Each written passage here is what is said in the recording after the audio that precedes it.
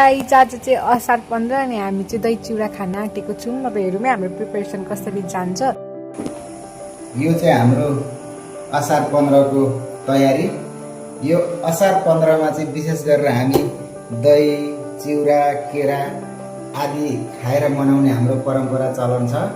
तिमीलाई यसको विषयमा केही भन्न छ कि? मलाई केही भन्नु त छ, तर यो सबै सम्पूर्ण सामग्रीहरू जुटाइदिनु भएकोमा हजुरलाई पनि धेरै धेरै धन्यवाद। यो परम्परागत चलिआएको हाम्रो संस्कार संस्कृति जस्तै हो। यो हाम्रो आज दही चिउरा खाने दिन असार 15 मा लु खाउँ है छोराछोरी भनेर सबैलाई यहाँ तयारी गरिदिएको छ।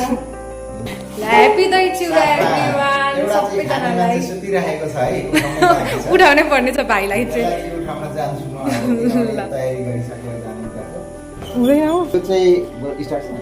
हाम्रो छोरो ईश्वर पटवालको भागो यो मान्छे चाहिँ यो अवस्थामा सुतेको छ। यत्रो तयारी गरिसके मैले। हेलो ओ हेलो बेबी, देखो त इधर, यहाँ देखो भाइ, तयारी भइसक्यो यार, मान्छे उठ्दैन। लु जल्दी उठो, उठेर हेरेर पनि सुत्छ त। यहाँ हेर, आजको हाम्रो दही चिउरा खाने दिन।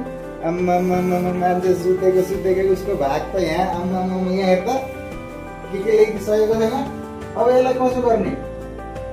अब पहिले मुख धुने अनि यतै आउने होला। ल छिटो छिटो, ल यो पनि उठो है। अब यसले पनि खान्छ दही चिउरा।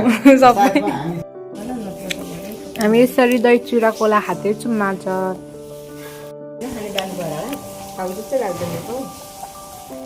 तिमी त खान छोडेपछि खान मन लाग्दैन नि त। नुन पनि नुन चाहिँ धेरै खानु हुँदैन भाइ।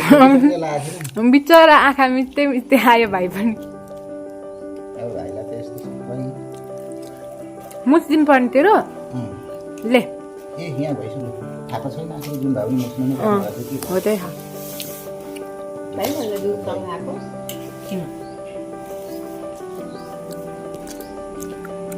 जमाको भएर त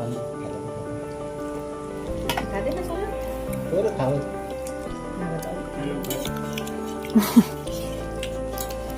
मैले त खाइसकेँ। सक्यो। ल असार 15 को दही चिउरा नि खाइयो। कस्तो भयो दादा असार 15? राम्रै भयो नि एकदम रमाइलो भयो भाइ। एउटा तँलाई कस्तो ग्रान्ड भयो? ईश्वर स्मृति ध्यान दिएर सुन।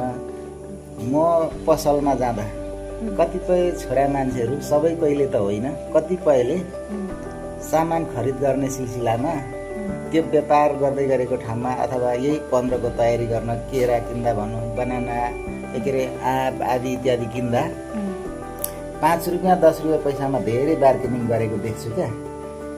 जहाँ कि उनीहरूले रक्सी भट्टी पसलमा गएर हजार पैसा दिनै पछि उडाउँदाखेरि 1 रुपियाँ मोललाई नगरी तिरिरहेका हुन्छन्। बिचरा घर परिवारले यस्तो चिज ल्याउनु है भनेर यसो फोन गर्यो भने उनीहरूलाई त्यो कुरो ल्याउने बेलामा पसलमा गएर थोरै पैसामा बार्गेनिङ गरेर के नै हुन लाग्यो भने जस्तो भएर गरिराखेको देख्छु। त्यस्तो चाहिँ जसले गर्नुहुन्छ उहाँहरूलाई नहोस् यस्तो खालको भन्ने एउटा सन्देश पनि दिन चाहन्छु म यो असार 15 को शुभ अवसरमा। धन्यवाद। ल ओभरअलमा बाबाको पनि एकदम राम्रो सन्देश आएको थियो है असार 15 को लागि। अब भाइको चाहिँ केही छ कि? मलाई त साह्रै मजा आयो असार 15 मा। दही चिउरा खाँदा मिठो पनि भयो। अब चाहिँ मलाई ढिलो भयो स्कुल जान र अब पढ्ने थोरै। भोलि आज टेस्ट छ अनि जाँदा मेरो भाइको चाहिँ टेस्ट हो। मम्मी तपाईँलाई चाहिँ के भन्नुहुन्छ असार 15 को बारेमा? मलाई असार 15 को सम्पूर्णमा धेरै धेरै शुभकामना। आज हामीले असार 15 मा दही चिउरा केरा खाएर मनाइसक्यौँ। हजुरहरूले कसरी मनाउनु भयो? हामी चाहिँ सधैँ पनि असार 15 मा दही चिउरा केरा खाएर मनाउने गरेका छौँ। यो हाम्रो संस्कार संस्कृति हो, परम्परागतै चलिआएको संस्कार संस्कृति हो। हाम्रो बुवा आमाले पनि हामीलाई यसरी नै सिकाउनु भयो र हामीले छोराछोरीलाई पनि यसरी नै सिकाउन जरुरी छ। हाम्रो संस्कार संस्कृति हामीले कहिले पनि भुल्नु हुँदैन। अनि हामीले असार 15 मा खासमा भन्नुपर्दा धान रोपेर मनाउने गरेका थियौँ। दही चिउरा केरा सँगसँगै धान पनि रोपेर मनाउने गरेका थियौँ। अब हाम्रो चाहिँ यहाँ खेतीबारी छैन, बजारमा हो। त्यसले गर्दाखेरि हामीले दही चिउरा केरा खाएर चाहिँ असार 15 मनाइसक्यौँ। हजुरहरू सम्पूर्णमा असार 15 को शुभकामना। मेरो चाहिँ त्यति नै हो।